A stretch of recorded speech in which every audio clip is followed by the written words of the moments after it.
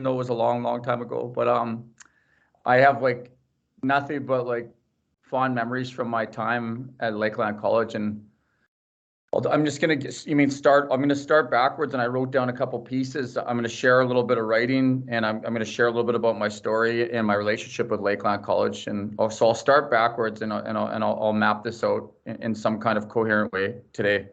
Um, yeah, I'm thinking about right now that experience in 1992 to 1994. I was 17 years old when I came to Lakeland College, and I have a story which I'll share later on in this presentation. But yeah, it was 1992.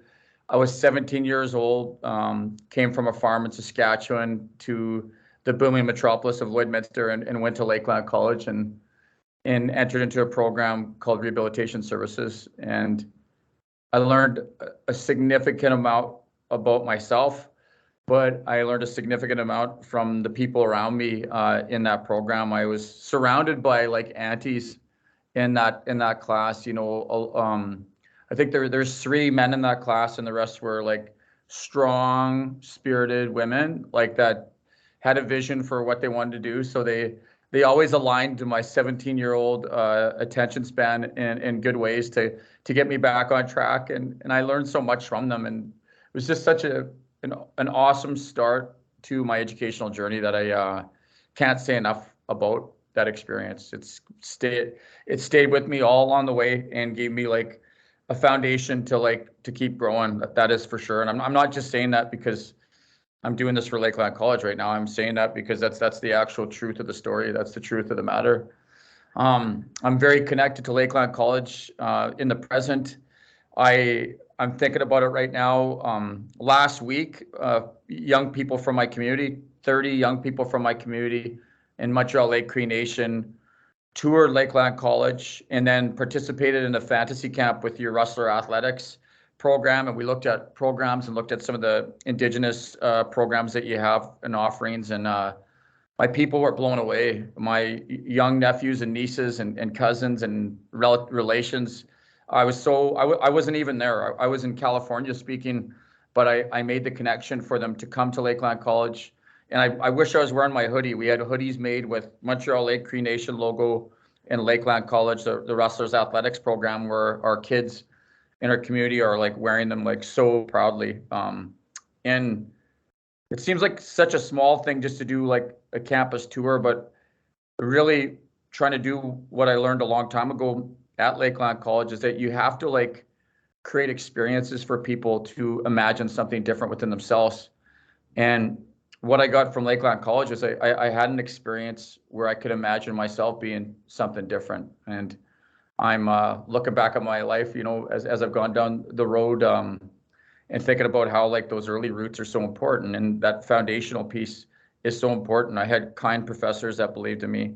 I had a safe space to learn. I had a great experience. I had my ups and downs in terms of the studying pieces. I wasn't quite sure how to be a college student, but I had gentle teachers along the way that actually encouraged me to keep going, and I did. I kept going and eventually finished that program, and which opened up all kinds of other chapters in my life, pathways in my life that I couldn't imagine as a 17-year-old coming from North Battleford, Saskatchewan, and Montreal Lake Cree Nation, that life would unfold, in such wonderful ways, for me, with opportunities, because of my roots. Right now, in my other part of my life, I'm actually on the board of governors for Lakeland College. I'm starting a scholarship at Lakeland College for Indigenous students. That's going to launch in the new year in January. And I'm happy to say that my nation, Montreal Lake, we just did a $5,000 donation to Lakeland College to thank them for like the wonderful experience you gave our children, and I just think that's it's an awesome partnership and the beginning of so many things that we can do if we let ourselves imagine differently.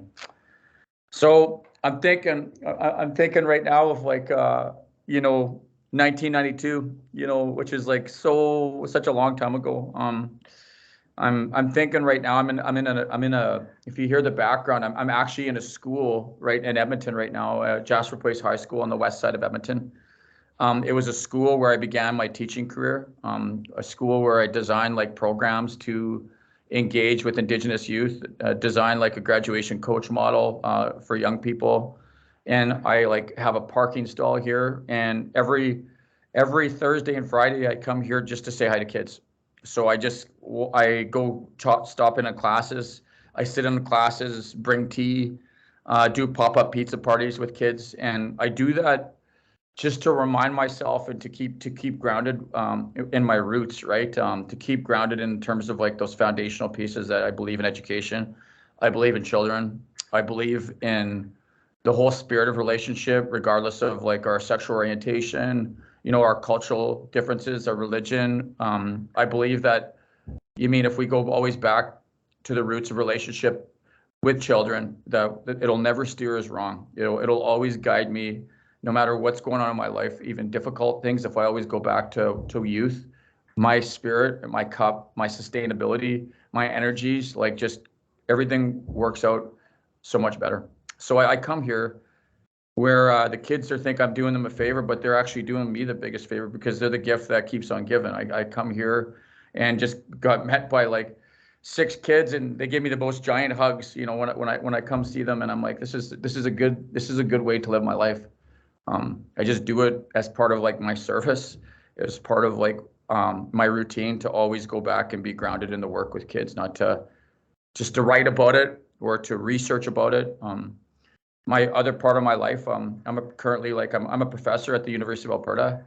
I'm a tenured professor, and I lead research projects in 5 different sites. I'm the child advocate for 2 different Indigenous communities. I'm currently writing child welfare legislation and policy to bring our kids home from different places, so we can work on our own kinship practices and child care practices to bring kids out of the child welfare system home to their communities. My life's busy. My life is the through line is children in my work. The through line is like children and wellness, and creating spaces for kids to imagine otherwise. But now let me go back there again, in my nonlinear way, to think about like a timeline. I wrote on this piece of paper like a timeline of, what I've been up to, and I would just laugh about I've been writing books, and now I'm writing children's books, and now I'm writing a poetry piece, but I'm thinking about 1992 when I was in grade 12, and I'm thinking about like having the best guidance counselor ever, that being like my adopted mom. And it was grade 12 and midway through, and she, at the family supper table where I grew up there, 5 o'clock is supper, and it's always 5 o'clock. It's not 5:05, it's 5 o'clock. And we eat as a family always. We be thankful for the food that we have. But my mom on this particular day, out of nowhere, brought out this gigantic stack of books around like colleges, and I was like, this is curious. And she asked me like this fundamental question, like I could still hear it echoing in my mind. And she's saying like, what is your plan for next year? I'm like, it's easy, Mom. I'm in grade 12. I'm gonna reflect on my life. I'm going to continue to date my girlfriend and maybe work on that relationship. It's going really well. I'm in love. I'm going to play hockey a little bit more, just take time and, just do a period of reflection. And her response was quite simple. You're not going to do any of that. What you're going to do by 9 o'clock tonight, Sean, is you're going to pick a college. And the only rule is that it's got to be 100 kilometers away from here. I'm like, okay, so there's a college in town, and I grew up on this farm. My adopted family had a farm north of North Battleford, 13 miles north of North Battleford. And I said, there's a college in North Battleford I could go to, Mom.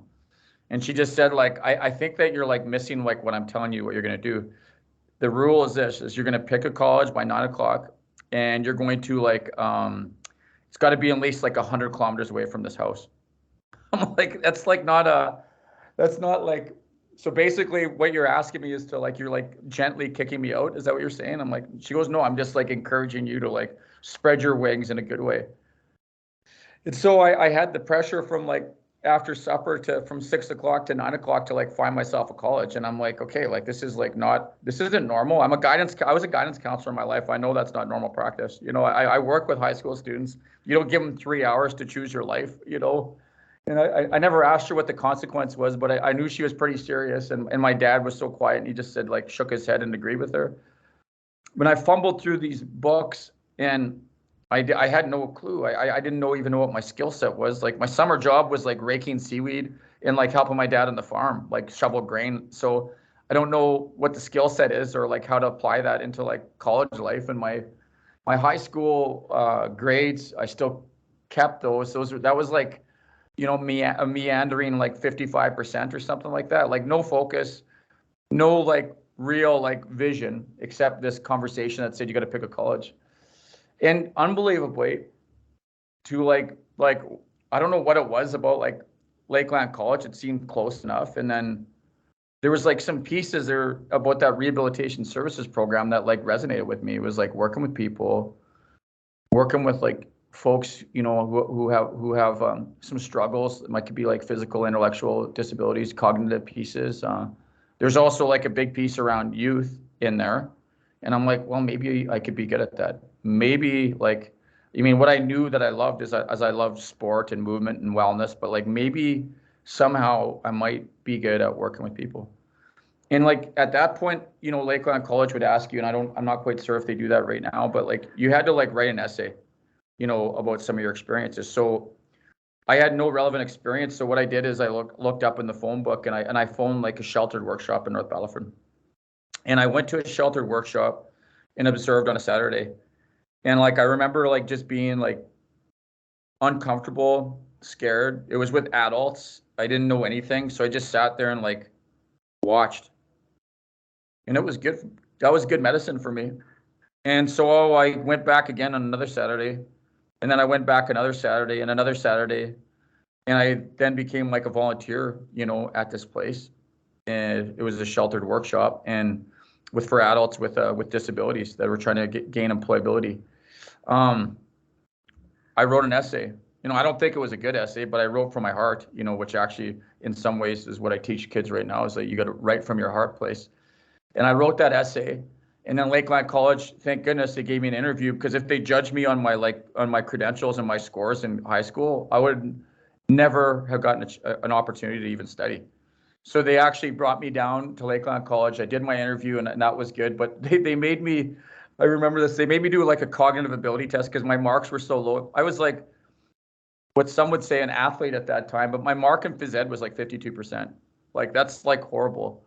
And anyways, the pieces worked out. I got an opportunity to study.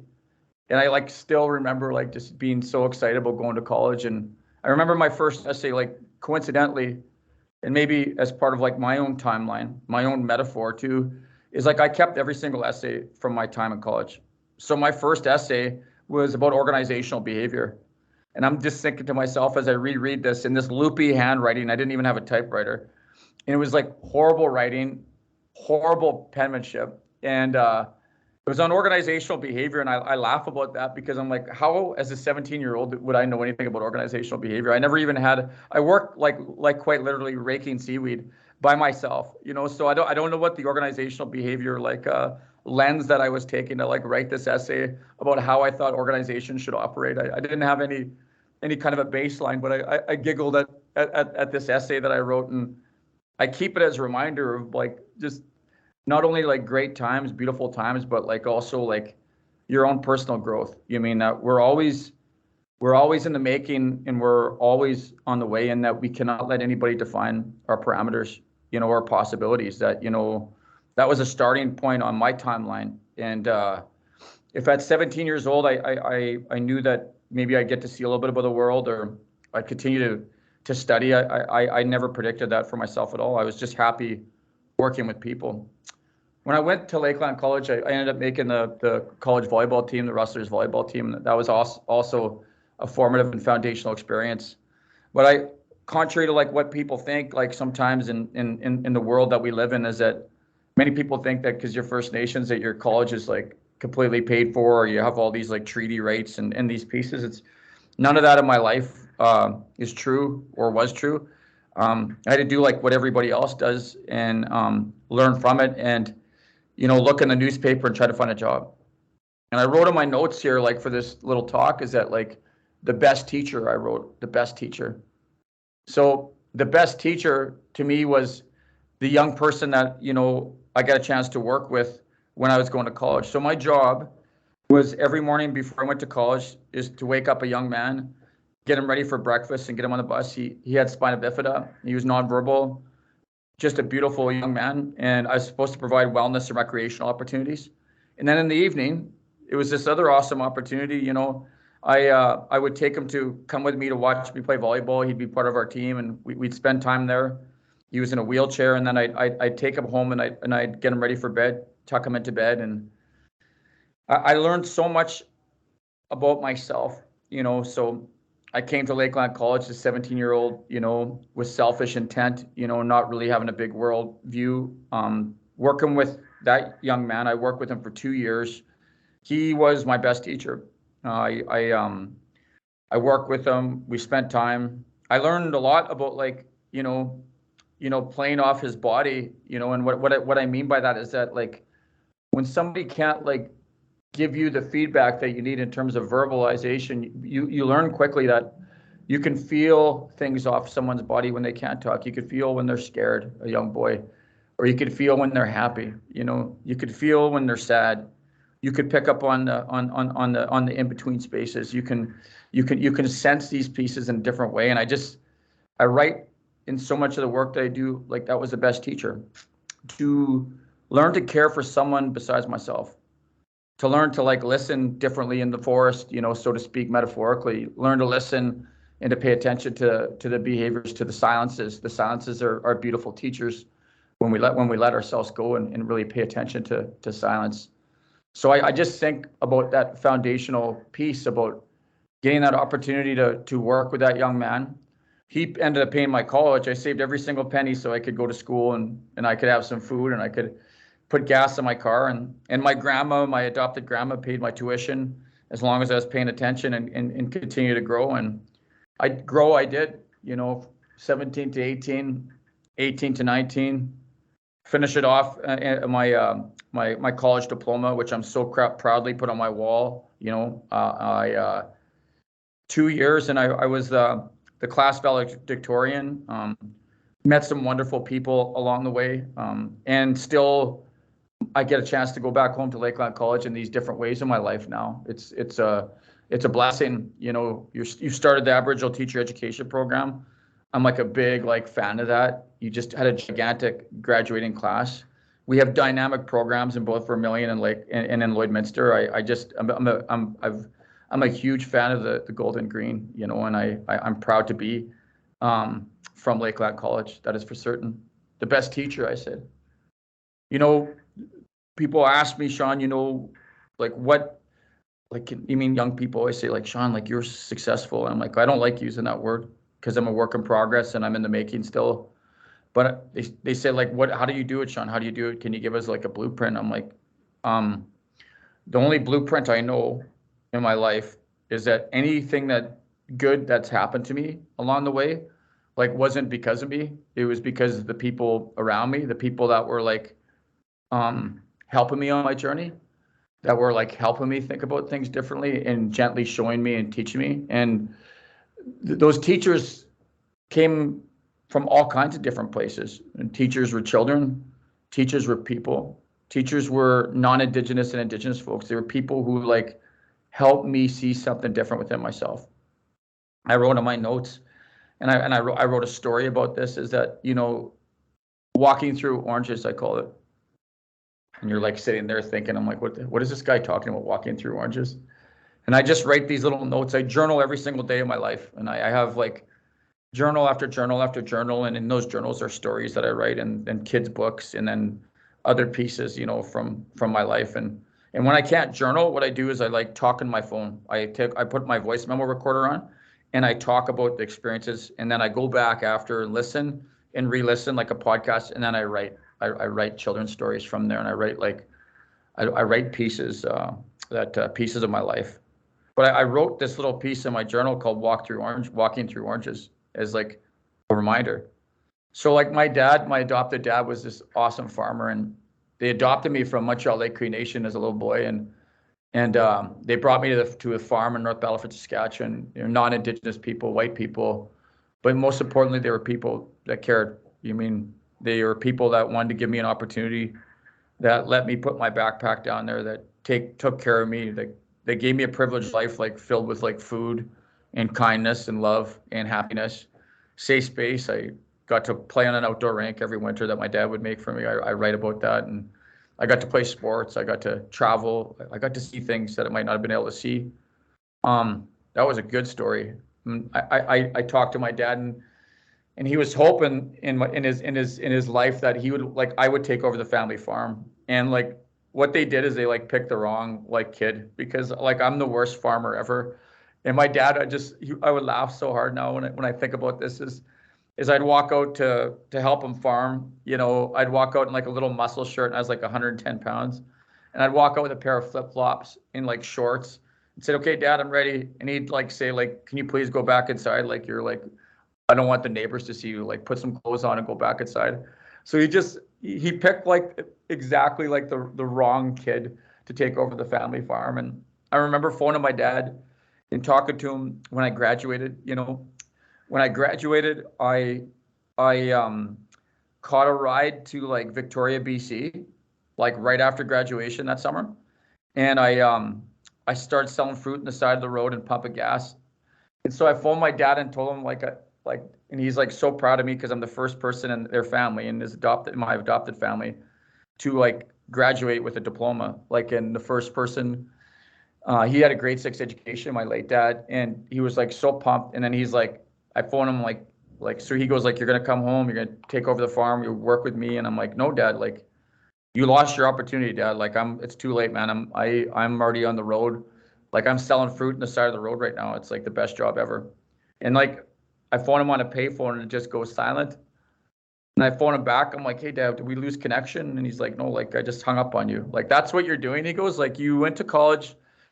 I'm so proud of you. Like, you like changed your life. Like, everything's so good for our family. Like, you made our family proud. And then you're like, you used your education to sell fruit on the side of the road." I'm like, "Yeah, Dad.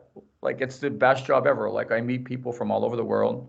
I'm selling oranges and grapefruits. I could tell the difference between like what's a good orange just by the smell of it and the feel and the texture. And it's just like a deadly job, Dad. You sell apples, and it's just like you just meet so many neat people, Dad." And he just cannot like get around like that. I'm like, I wasted my college education to go sell fruit on the side of the road. And I wrote this piece called "Walking Through Oranges," is because I talk about like the roots of our experiences. Is that no experience in no chapter in no piece of our life, there's always things that we can learn from them. And walking through oranges is like a saying that I talk to kids about, like in the hallway here at the school. I just talked to a young person that in grade 12 that wants to go to college, and I'm like, "Yeah, you got to walk through the oranges." And we talk about it when we walk. What I'm trying to say is that our imagination can't evolve. It can't take life.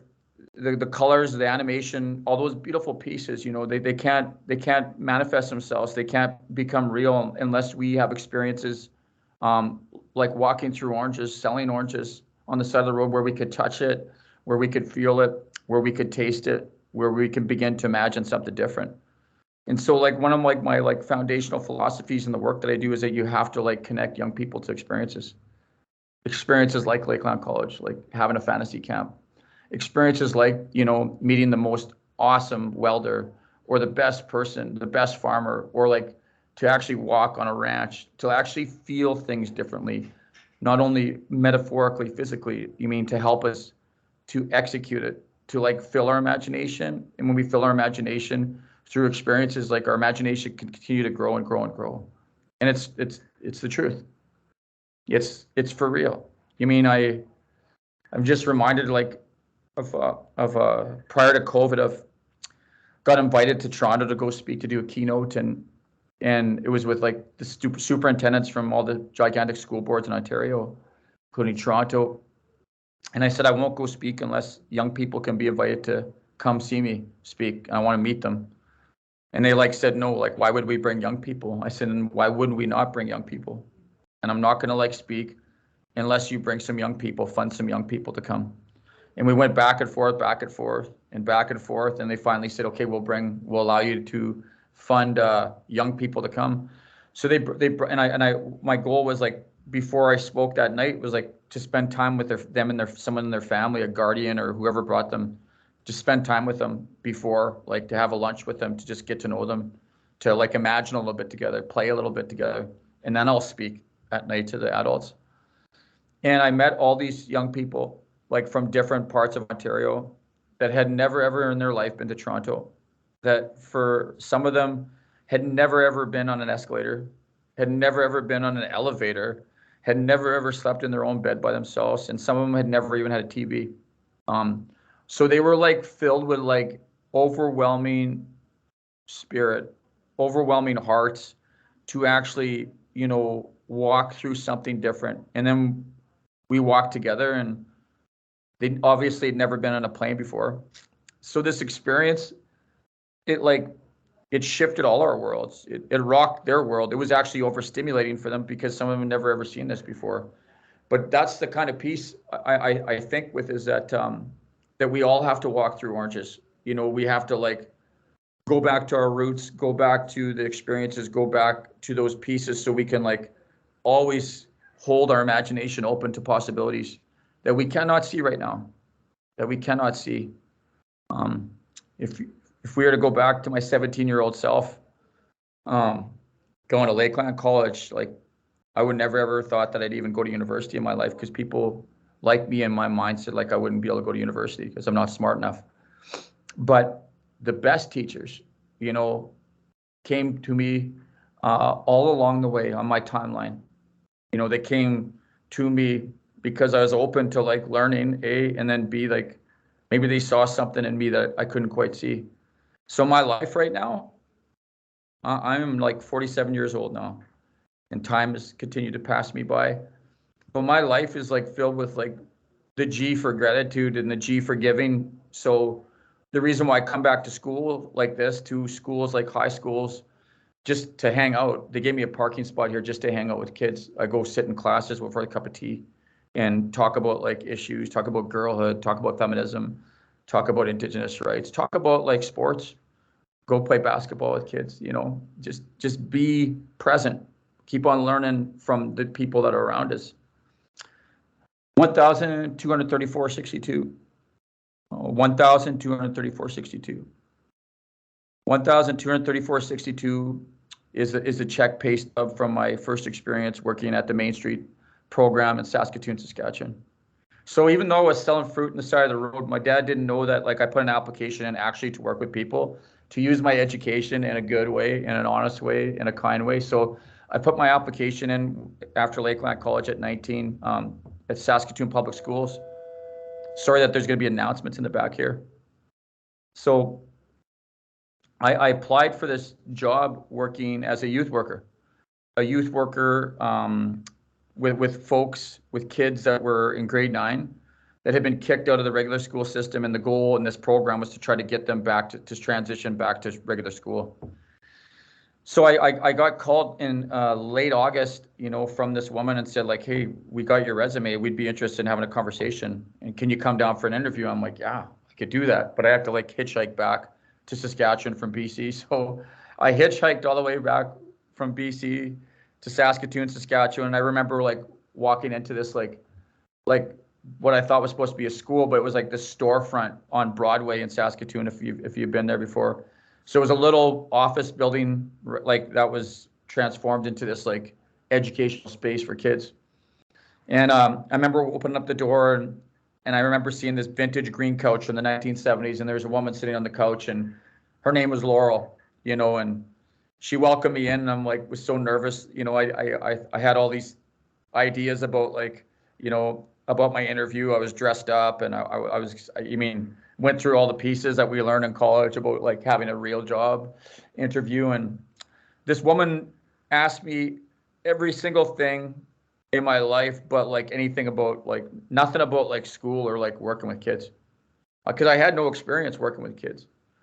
But I told her about my travels and about selling fruit on the side of the road and meeting unbelievable people, and raking seaweed by myself, in the summers at the local lake and by my farm, and pumping gas at night to try to like pay because it was so expensive, like living in BC. I didn't understand. And waking up every morning and being thankful for the lake, Thetis Lake, that was so close to the place I rented, and going for an early morning swim every single day and like soaking that up like as like some kind of different like possibility that I'd never experienced before in my life. And she loved those stories, talking about travel, talking about youth, talking about like play and imagination and freedom and all those beautiful things. And she shared stories about her life and how she also traveled as a young person and was a protester and lived in the States. And she appreciated those pieces. And she said this, the teaching piece with kids, I could teach you that. I can't teach that kind of like spirit and energy that you would bring to this program. So she offered me a job, and it was like an unbelievable experience. 1,234.62. I still have every pay stub from my job. Like I just love what she taught me. And I worked with her for 2 years. And in the second year, she said, Sean, you can't be working here anymore. You have to go do something different. You have to go back and be a teacher. And I said, I don't want to, because no one goes to Lakeland University from my families. And she says, I need you to like go back to school to like make some like changes. You could do so much, Sean, but you need to go back to become a teacher, to run a program like this someday, to use like what you have, your gifts.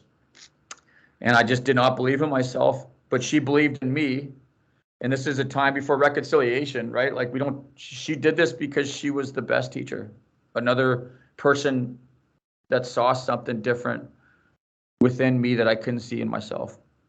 And I think there's a lot of young people like that. I think some of us adults too, we still sometimes get in those doubt stages where we don't think we can do it. You know, we have to take a risk to do it, you know.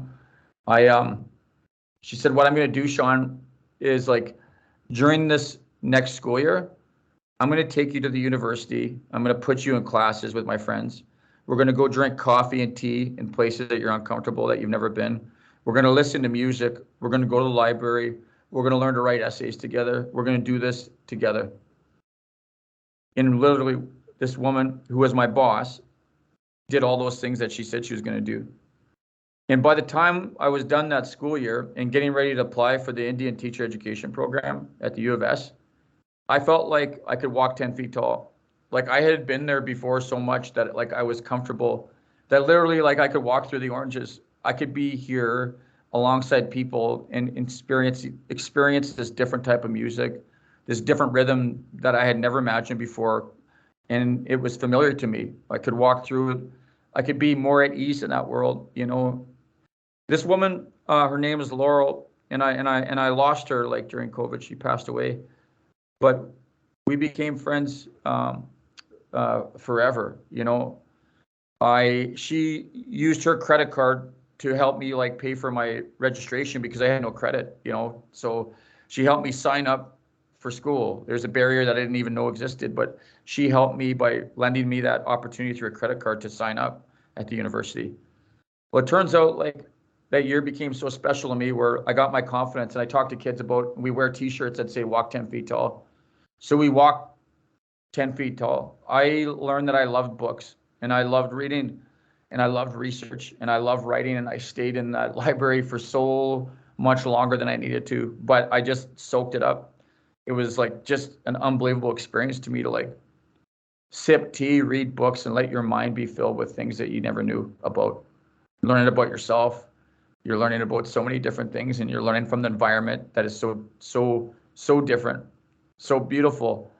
I ended up that first year at the University of Saskatchewan on the Dean's Honor Roll. I did it. I mean, that was beautiful. It was awesome. And then I got recruited to the University of Alberta, and I continued to study.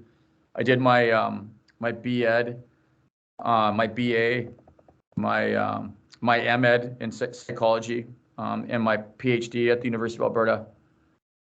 But I just think about when people ask me those questions, like I always go back like to 1,234.62 is to like remember your roots, and that like the things that like come at you or come for you, or that have happened in my life are all because like I had like unbelievable teachers along the way. And I really like look to those teachers to help me see something different. And in my life right now, like I am trying so much, so hard to like to manifest that, to like to live that out, to breathe that into every single thing that I do. And then when I do get lost along the way, if life, throws challenges at you, and especially like COVID, what a challenge that threw at us to try to remember to research ourselves in terms of like what matters and what counts, to double down in relationships, to really like slow down and think about like how do we sustain, ourselves through difficult and dark times that are unknown.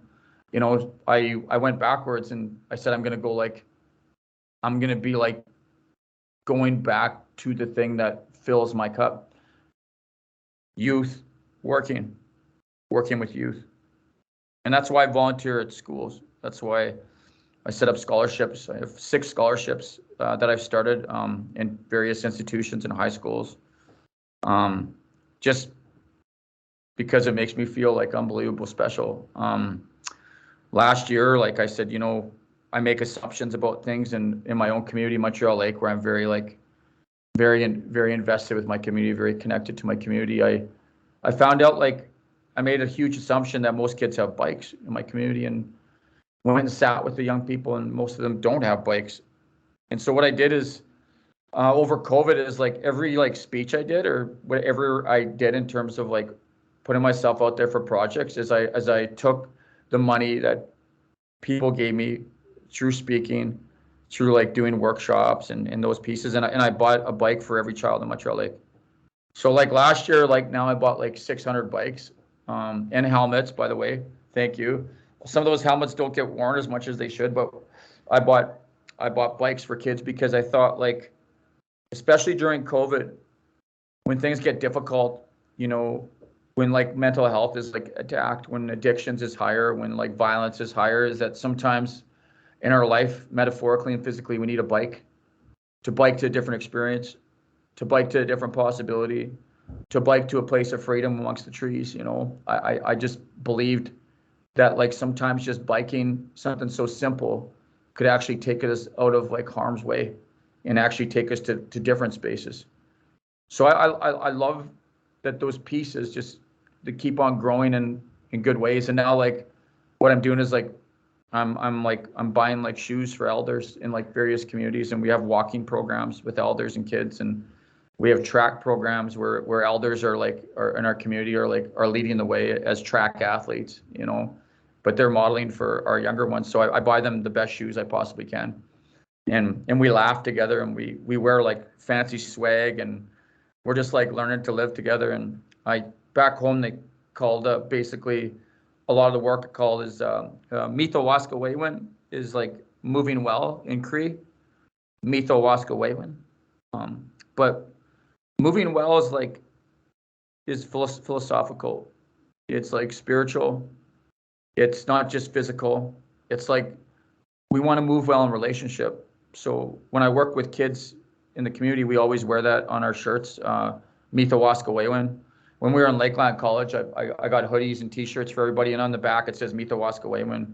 Let's moving well. And I guess in my life, that's what I want us to all to be, is that like I said at the very beginning, regardless of like our sexual orientation or our religion or our beliefs, our political beliefs, which could be so alienating and so hurtful and harmful, our cultural roots, if we just move those away and we think about moving well in relationship to each other, like I think everything could be better. If we always remember like about like youth, if I go back and no matter what, it's difficult and maybe I have a disagreement with somebody, and if I always go back to thinking about youth, that they never ever lead me the wrong way. They don't lead me down a political path. They don't lead me down an oppressive path. They don't lead me down a hurtful path. They lead me down a good path. And my good path started at Lakeland College in 1992, where they took a chance on me, a kid from North Battleford, Saskatchewan, a kid from Montreal Lake Cree Nation and Treaty 6 territory. And they provided me an opportunity that felt safe. I got to meet people and learn things like organizational behavior, and now I'm mired in organizational behavior. Like I could write about it probably much more eloquently right now. And maybe you'd be able to read my handwriting right now. Maybe, just maybe. But I'm sitting here at 47 years old, looking on my timeline that I jotted down on this piece of paper and thinking like, what? I could have never imagined these pieces, but to always go back to the roots and like to take what we can learn from every single experience that we have. And I'm thankful for this opportunity to like share my story with you. I wish I was with you like in person. That would even feel like way more rich. But I sharing this story, like it goes out to you in the world, and then it'll channel itself back to me if you believe that, in a reciprocal way, in a good way. And like that'll boost me, and I'm gonna leave here today after this conversation, and I'm gonna like make a dynamic difference with like 3 young people today. I have goals always to talk to a certain amount of young people. Every single time I'm in a school, like I have like set goals like that. I'm going to talk to 3 different students that I've never met before, and I make a positive difference in their life today. So that being said, I think right now what I'll do is I'll close there. I want to say Tiniki, which means thank you in my homeland of Montreal Lake Cree Nation. And I'm open to like 5 minutes of questions, and just thank you, Kaylee, and the team to like invite me. It's an honor to do this and to be alongside you, even though we're on a virtual platform. Thank you. Thank you, Dr. Lessard. Oh, can I get you to mute yourself? I'm getting feedback here. Oh, I think that's better. Better? I think so, yeah. Thank you. Thank you so much for sharing your story. At Lakeland, we were fortunate enough that we were over the 100 kilometers away from home, so that worked out well for us. Thank you very much. And yeah, thanks again for sharing your story, and thank you for everything that you keep on doing, you know, with high schools, volunteering, being a professor, helping kids, and scholarships. And we wish you all the best with your books as well. Just give it a couple more minutes and see if there's any questions here in the chat. Looks like some thank yous coming in. You can you should be able to unmute yourself now. Hopefully there's no feedback. Is that okay? Yep, I think we're good. Yeah.